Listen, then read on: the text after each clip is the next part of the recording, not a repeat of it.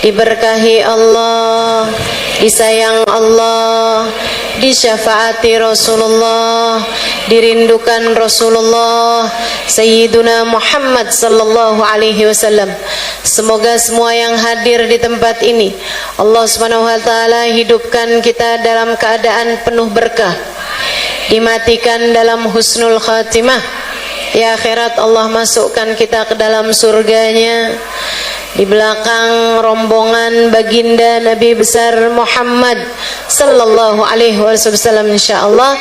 Amin ya rabbal alamin.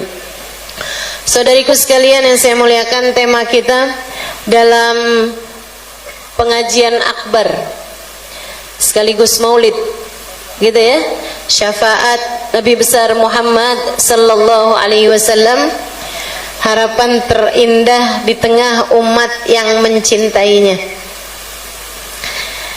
Syafaat Nabi Muhammad sallallahu alaihi wasallam, harapan terindah buat kita sekalian, andalan buat saya, andalan buat kita nih umat Islam. Karena teman-teman saudaraku sekalian, kita bingung mau ngandelin apa lagi nih. Kalau kita mau ngandelin ibadah kita kayaknya belum pantas. Betul? Siapa di antara kita yang punya sholat malam 100 rakaat? Kayak ngeliatin mukanya nggak ada nih. Siapa di antara kita yang bahkan istiqomah tahajud nggak pernah tinggal dari sejak zaman mudanya? Kayaknya masih banyak yang qiyamul lailnya bolong-bolong. Senin Kemis. Yang Senin Kemis tuh mestinya puasa, bukan tahajud. Teman-teman saya sekalian, saya muliakan, apalagi kalau ibadah yang lain, ibadah puasa, kita alergi sama lapar. Ustazah kenapa ya? Saya kok lapar galak, kalau kenyang bego. Karena ngantuk kan. Makanya nih jam-jam kayak beginian nih, saya bingung nih, mau ceramah panjang-panjang, takutnya tidur. Ya Allah, khair insyaallah. Teman-teman sekalian, mau bicara ibadah apalagi kita yang bisa kita andalkan? Sedekah. Sedekahnya segitu-gitunya, kegedean riaknya, betul? Kegedean ngundat-ngundatnya, betul? Kita udah ngasih sama orang, apalagi dia masih kerabat kita, kemudian orangnya datang lagi, minta lagi, kita bilang ya ampun tuh orang kagak ada terima kasihnya. Udah saya kasih mulu loh, setiap sebulan sekali atau bahkan seminggu sekali. Duh, nggak ada makasihnya tuh orang. Ini yang kata Allah Subhanahu wa taala, a'udzubillahi minasyaitonirrajim, la tubtilu sadaqatikum bil manni wal adha. Janganlah kalian batalkan pahala sedekah kalian dengan diundat-undat, diungkit-ungkit, disebut-sebut. Kita sedekahnya udahlah nggak seberapa, kebanyakan ngundatnya, kebanyakan ngungkitnya, kebanyakan cerita-ceritanya sama orang. Betul? Padahal segitunya sedekahnya juga nggak ikhlas. Banyak diantara kita tuh yang kalau sedekah ngarep balasan dari Allah sih, tapi duniawi. Itu nggak ikhlas namanya. Saya sedekahin nih, biar katanya nanti uang tuh kalau kita keluarkan sedekah, dia bakal nyusulin temen-temennya. Ntar dia balik bawa temen-temennya. Biar nanti kalau saya kasih nih 100.000, baliknya 1 juta. Itu nggak ikhlas namanya, Bu. Tapi kan Ustazah saya minta balasannya dari Allah. Ya tapi kan balasannya duniawi. Nanti di akhirat bisa jadi ketika kamu minta pahala sedekahmu, Allah bilang, kan udah saya beri padamu waktu di dunia. Kamu kan sedekahnya kepengen biar saya lipat gandakan uangmu, udah saya kasih waktu di dunia. Kamu kan sedekahnya berharap biar anak kamu yang lagi sakit bisa sembuh, sudah saya berikan itu waktu di dunia. Kamu kan sedekah berharap biar suami nggak kawin lagi, udah saya beri waktu di dunia. Pahala di akhirat sudah tidak ada lagi, karena semua balasannya sudah aku berikan untukmu di dunia. Serem kita.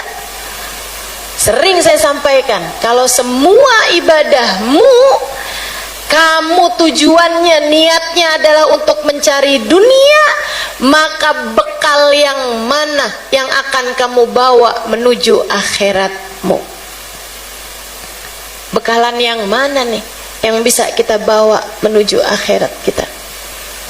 Saudaraku sekalian saya muliakan, ibadah kita sepertinya masih belum ada yang bisa kita andalkan. Saya bilang kita karena maksud saya juga termasuk di dalamnya.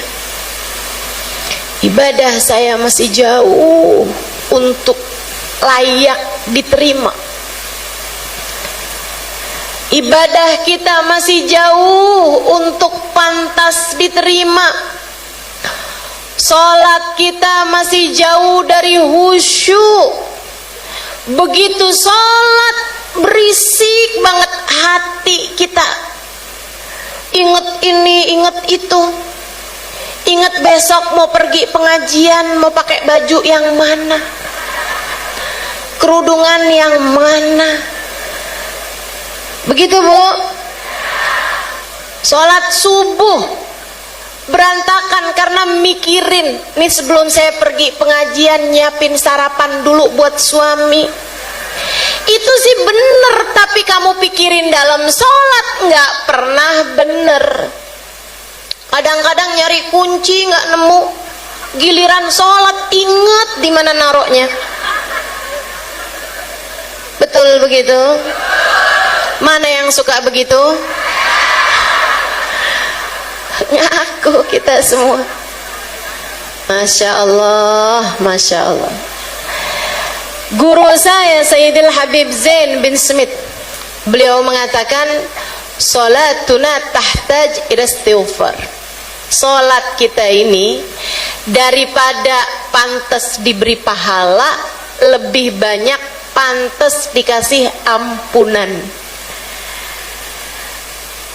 Daripada diberi pahala nih, kayaknya lebih pantas dimohonkan ampunan sama kita, karena kayak nggak pantas jadi amal ibadah lain yang layak dapat pahala. Malah seremnya jadi perbuatan yang mendatangkan kita kepada dosa, karenanya perlu untuk kita mohonkan ampun pada Allah Subhanahu wa Ta'ala. Itu sebabnya begitu habis selesai salam sholat, kita bilang astaghfirullah, astaghfirullah, astaghfirullah. Kita nggak bilang alhamdulillah, alhamdulillah, alhamdulillah. Kita bahkan nggak langsung bilang Rabbana taqabbal minna innaka antas samiul alim. Ya Allah terima, ya Allah sholat saya, ya Allah terima sholat saya. Belum pantas diterima. Sholatnya masih berantakan, khusyuknya masih jauh, masih berisik, bising banget, isinya pikiran, isinya hati di saat kita sholat. Karena yang paling pantas adalah astaghfirullah, astaghfirullah, astaghfirullah. Ya Allah ampunin sholat saya barusan, ya Allah apaan gitu, maaf ya Allah, maaf. Menghadapmu tapi pikiran saya berantakan, maafin saya ya Allah, maafin saya ya Allah, maafin saya ya Allah. Nggak ada ibadah kita Bu yang sudah pantas untuk menjadikan kita diridhoi Allah Subhanahu wa Ta'ala, untuk menjadikan kita hamba-hamba yang layak masuk ke dalam surga tanpa hisab, tanpa adab. Ibu-ibu saudaraku sekalian, apalagi ibadah-ibadah yang kaitannya sama manusia yang asalnya bersumber dari akhlak. Ibadah bakti sama orang tua. Adakah kamu merasa sudah melakukannya? Yang kita harapkan hanyalah maaf dari orang tua kita.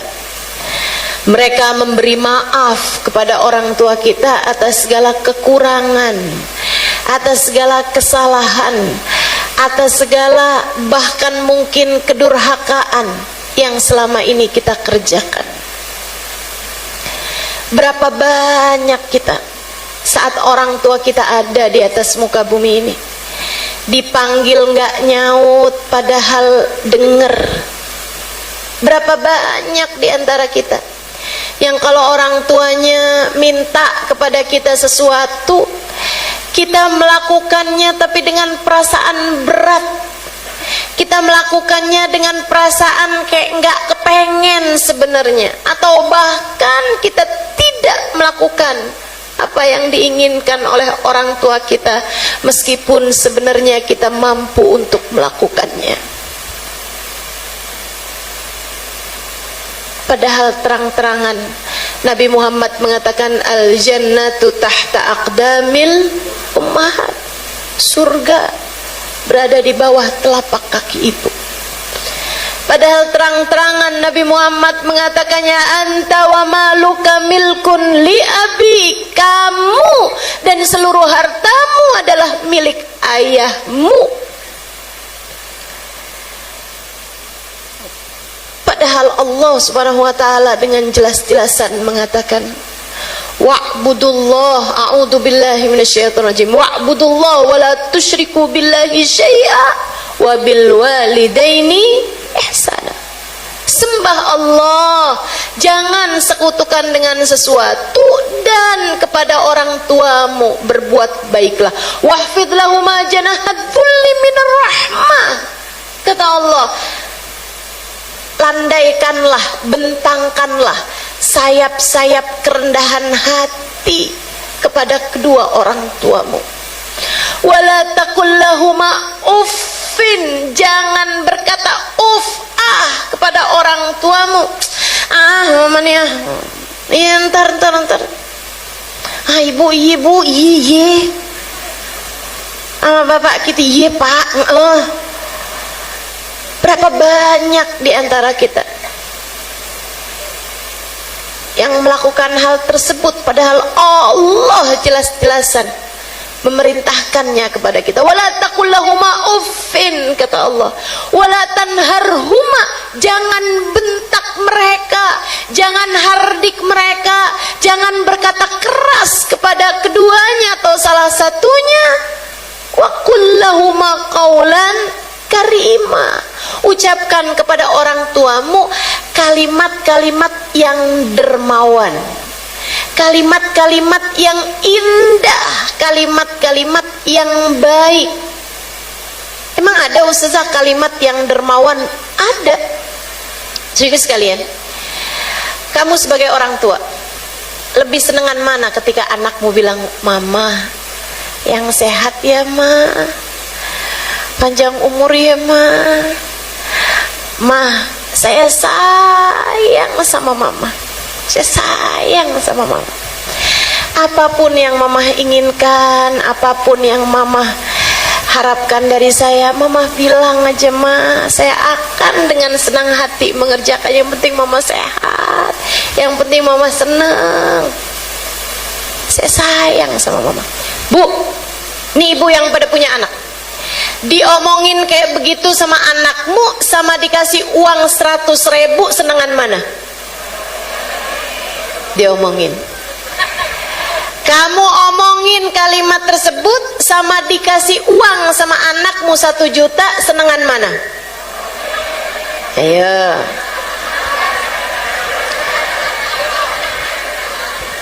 Hah? Ustazah salah-salah, ustazah nanyanya, nih ibu-ibunya pada matre. Enggak ya bu ya. Kayaknya ibu bakalan lebih seneng dikasih omongan kayak begitu deh, Bu. Saya rasa. Kenapa gitu? Karena ucapan-ucapan yang semacam itu tuh, Bu, bisa jadi obat buat kita. Saat anak lagi jauh, yang kebayang ucapannya dia gitu. Mama yang sehat ya, Ma. Mama yang sehat ya, Ma. Dulu umi saya sering tanya sama saya, Nok, Ima, kamu kepengen umi doain apa gitu? Pernah umi saya tanya. Saya bilang, Umi kalau sayang sama Ima, umi doain aja biar umi sehat, biar umi sehat. Karena kalau umi sakit, Ima ikutan sakit, Mi. Kalau umi sakit, Ima ikutan sakit. Tentu kalimat-kalimat semacam ini, Bu, kalau didengar oleh orang tua, senang girang. Ibu-ibu saya sekalian, belajar buat bagusin omongan sama orang tua. Kita hidup nih nggak seberapa lama, Bu. Buat kakak-kakak, adik-adik, ibu-ibu yang masih punya orang tua, tuh, sampaikan kepada mereka betapa kamu mencintai, menyayangi mereka, betapa kebahagiaan mereka adalah puncak tertinggi cita-cita kita, betapa mereka dalam keadaan baik, dalam keadaan sehat, itu adalah hal terindah yang bisa kita dapatkan sebagai anak. Ibu-ibu sekalian saya muliakan, tapi ini kan dalam kehidupan kita punya banyak kekurangan dalam urusan bakti sama orang tua, apalagi urusan bicara sama suami. Ayo, Bu, surga itu terbentang luas, bahkan kamu boleh pilih masuk dari pintu surga manapun jika waktu hidup di dunia kamu berhasil menjadi istri yang solehah. Pencapaian tertinggi. Makanya saya sering ditanya, Ustazah, saya kepengen hadir majelis Ustazah, tapi saya nggak boleh sama suami saya. Gimana Ustazah? Jangan hadir. Beneran Ustazah nggak boleh hadir? Jangan, saya bilang, jangan hadir. Bahkan kalau kamu udah repot-repot hadir di majelis saya dimanapun, kemudian suami kamu telepon, suami kamu WhatsApp, saya pengen makan nih tapi ternyata nggak ada makanan, kamu ada di mana? Pulang gih, misalnya, Bu, kamu nggak bisa, bentaran lagi nih Ustazah, palingan juga jam 11 kelar. Nggak bisa begitu, pulang. Kenapa gitu? Yang sana hukumnya wajib, dengerin saya, hukumnya sunnah. Jangan sampai kamu kalahkan yang wajib hanya karena kamu mengejar yang sunnah. Ibu-ibu sekalian, tuh orang yang kayak begitu, Bu, kayak orang, ibarat katanya nih Bu ya, ibarat katanya ya, dia pakai cadar tapi nggak pakai kerudung. Gimana tuh modelannya tuh?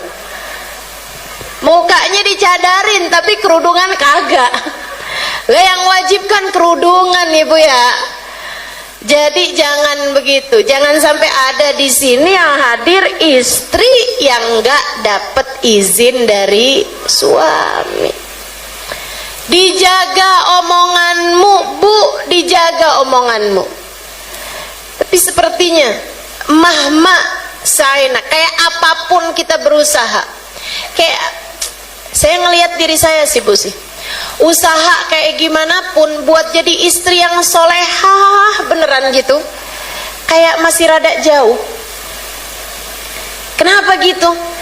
Karena standar solehahnya Bu Sayyidah Khadijah, innaha maqalat la qattu inda zawjiha, sesungguhnya Khadijah perempuan yang tidak pernah berkata tidak kepada suaminya.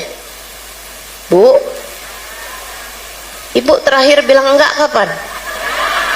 Dari pagi Ustazah. Ya Allah, Masya Allah, Masya Allah. Buat segala macam hal Bu, buat segala macam hal. Itu banyak protesnya, banyak nuntutnya, banyak harapnya sama dia.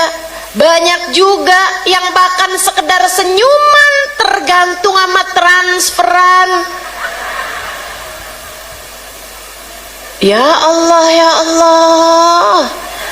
Ibu-ibu saudariku sekalian yang saya muliakan, kita nih kadang-kadang nih suka ngata-ngatain pejabat yang korupsi, pejabat yang nyuap, padahal kamu juga sama suamimu. Ya Allah, ya Allah. Bahkan sekedar senyuman mesti disuap duluan sama transferan. Inna lillahi wa inna ilaihi raji'un.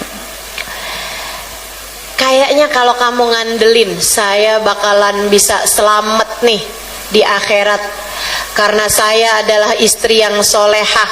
Belum. Enggak, solehah dari mananya? Ustazah, saya sabar ngadepin suami saya. Saya belum dengar aja dari suami kamu.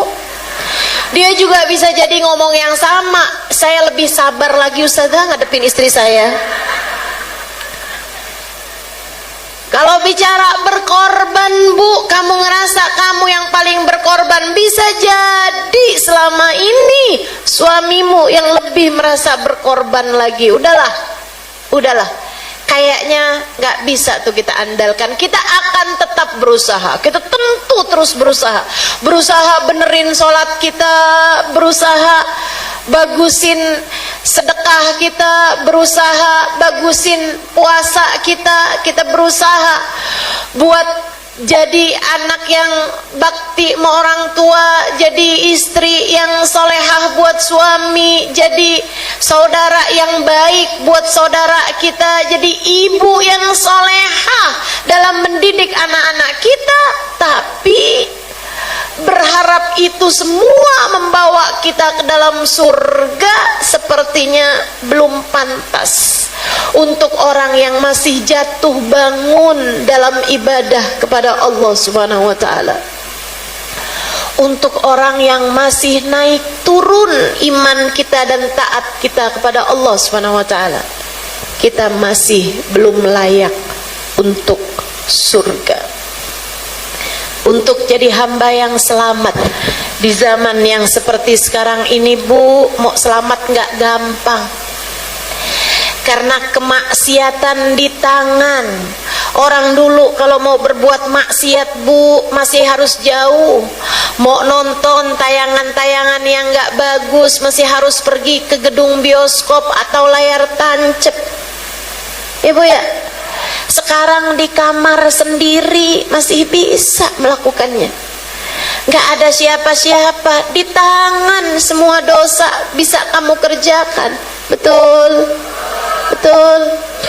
Dulu orang kalau mau ghibah, mau namimah, mesti nenangga dulu, mesti ketemu dulu sama temen. Sekarang Bu, jempol-jempol udah pada gampang banget ghibahnya.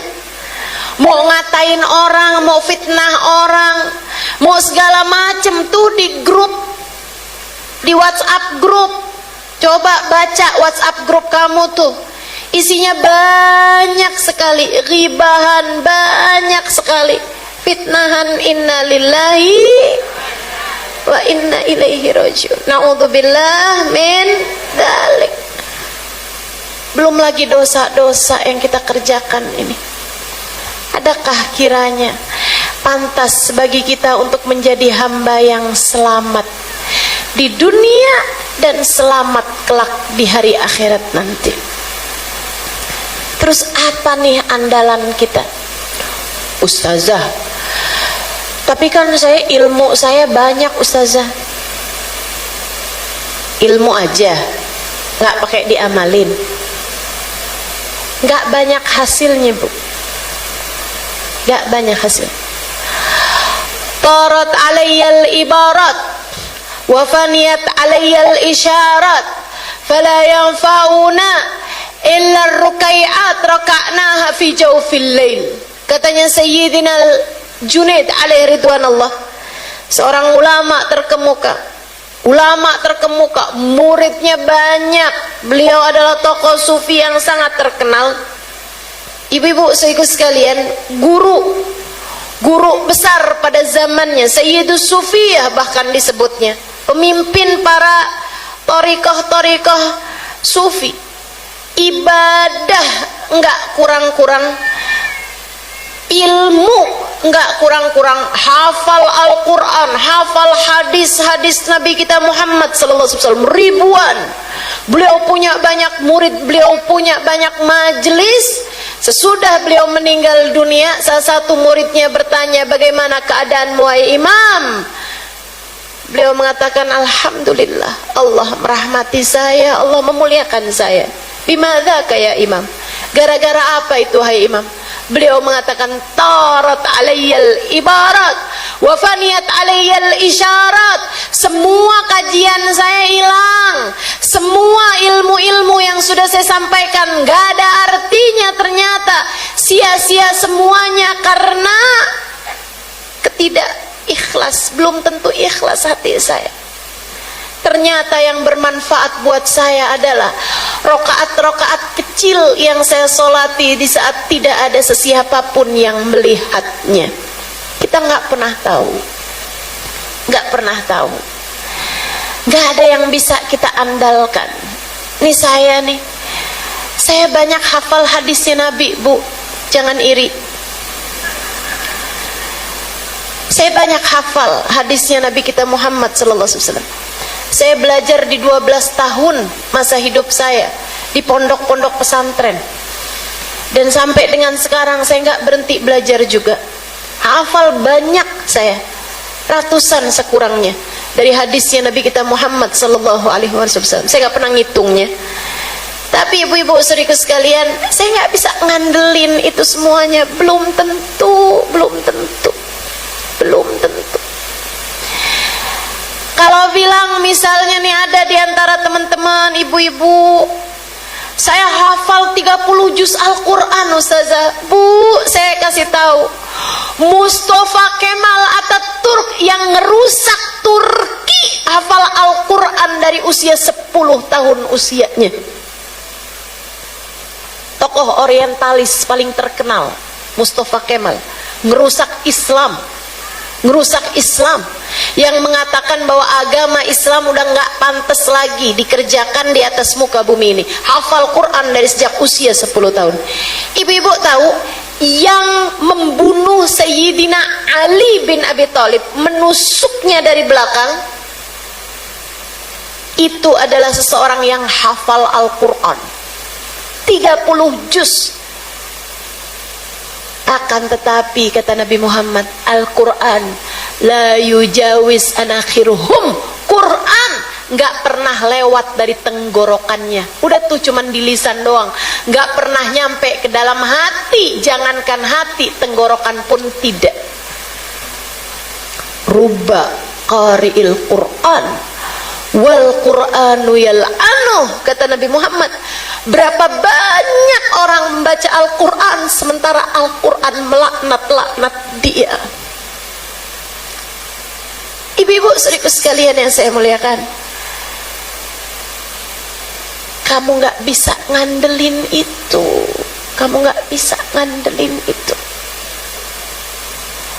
Lantas apa yang bisa kita andalkan Ustazah? Kalau kamu bertanya kepada saya, Bu, izinkan saya menyampaikan jawaban dari Hubabah Bahiyah, seorang perempuan solehah yang saya dekat dengan beliau, dan beliau adalah salah satu dari perempuan paling berpengaruh mengubah cara pikir saya tentang beragama kepada Allah SWT, tentang Islam ini nih yang kita sekarang sedang berada. Mudah-mudahan Allah tetapkan iman Islam di hati kita. Ibu-ibu saudaraku sekalian saya muliakan, satu waktu Bu, di usia saya masih belum 25 tahun, saya diundang memberikan kajian di kota Salalah, Oman, dalam bahasa Arab untuk warga Salalah. Ibu-ibu saudaraku sekalian, diundang saya diberangkatkan ke sana ketika Hubabah Bahiyah membuka madras namanya, kayak majelis taklim untuk kaum ibu. Beliau bangun majelis tersebut, kemudian minta saya untuk hadir datang ke sana mengajar kepada para kaum ibu di bulan Ramadan tahun 2024. Tahun 2004. Datang saya sana. Saya setiap ngajar, semua yang hadir adalah orang-orang Arab, asli Arab, tentu saja dalam bahasa Arab. Yang waktu itu saya memang baru pulang dari Tarim, Bu, jadi bahasa Arab saya masih bagusan. Sekarang ini udah terkontaminasi sama orang Jakarta, orang Depok. Bahasa Arab saya udah nggak sebagus dulu, masih mendingan lah dibanding orang Depok ya, masih mendingan. Tiap kali saya ngajar, Hubabah Bahiyah di samping saya, dan tentu saja waktu itu saya masih belum harus pakai kursi, Bu. Ini pakai kursi, ibu asal tahu aja, bukan kegayaan, Bu, bukan kegayaan. Nih pinggang, kaki udah mulai aus semuanya, Ibu ya. Tahun lalu saya dioperasi pakai pen nih di belakang pinggang saya, sekalian curhat ini. Jadinya harus pakai banyak penyanggah untuk duduk. Masih suka lupa juga nggak nyandaran. Sama dokter dikasih pesan harus terus sandaran. Walaupun saya tahu tidak boleh bersandar kecuali kepada Allah Subhanahu wa taala. Ibu-ibu sekalian, satu waktu saya menerangkan kepada perempuan-perempuan di Salalah Oman itu tentang sholat khusyuk. Saya ceritakan kepada mereka bagaimana sholatnya Sayyidina Ali Zainal Abidin yang lagi sholat rumahnya kebakaran, Bu. Beliau nggak sadar rumahnya kebakaran karena kehusyuan sholat beliau. Sampai nih rubuh semuanya nih. Beliau habis selesai salam, assalamualaikum warahmatullahi, assalamualaikum warahmatullahi, baru keluar dari rumahnya, baru sadar. Mereka bilang, Tuhan, kami sudah memanggil-manggilmu ketika engkau sedang sholat tadi, tapi engkau tak bergeming, tak keluar dari sholatmu. Sayyidina Ali Zainal Abidin menjawab, Al-Hadni An-Narul Kubro. Di depan saya ada api yang jauh lebih besar lagi, membuat saya lupa sama api yang kecil di dunia ini. Khusyuk sholatnya. Kebakaran gak berasa.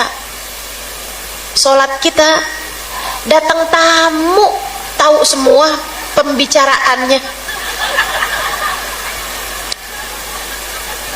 Ya Allah, ya Allah. Sampai habis itu jadi, saya udah berapa rakaat ya? Ada yang begitu salatnya? Siapa? Saya. Masya Allah. Saya ceritain salatnya Sayyidina Al-Habib Ali, Habib Abu Bakar As-Sakran. Ibu-ibu sekalian, beliau itu, Bu, sakit punggungnya, dibawa ke dokter. Kata dokter, ini ada semacam tumor di punggungmu ini, kami harus angkat biar sehat, biar sembuh. Oh, ya udah, ayo besok diangkat. Besokan ibu-ibu sekalian, sebelum dokter-dokter ini ngangkat, disuguhin 1 gelas minuman keras. Zaman itu, Ibu ya, belum ada obat bius. Dia bilang, silahkan Syekh diminum. Apa ini? Khamr, minuman keras. Dia bilang, oh maaf, saya pengen dengan kesehatan saya ngerjain taat pada Allah, saya nggak akan mau dengan cara pengen sehat saya harus ngerjain yang haram. Kalau gitu kita nggak bisa operasi, Syekh. Kenapa gitu? Ya karena nggak akan tahan sakitnya. Ini nih obat atau khomer ini biar engkau nggak sadar. Oh gampang kalau cuman mau bikin saya nggak sadar. Saya kalau lagi sholat nggak sadar apa-apa. Operasiin kalau lagi saya sholat sunnah. Kalian siap-siap aja. Kalau udah siap bilang, saya mau mengerjakan sholat sunnah duha. Oh ya udah siap. Mereka siap-siapin obat-obat apa segala macam. Mulailah Habib Abu Bakar As-Sakran mulai. Kemudian mengerjakan sholat duha. Sholat duhanya juga sholat lama bu, baca ayat-ayat Quran yang panjang. Jadi itu bu, beliau berdiri, dokternya pada berdiri, beliau ruku pada nunduk, beliau i'tidal, dokternya berdiri lagi, beliau sujud pada ke bawah. Ibu-ibu saya sekalian,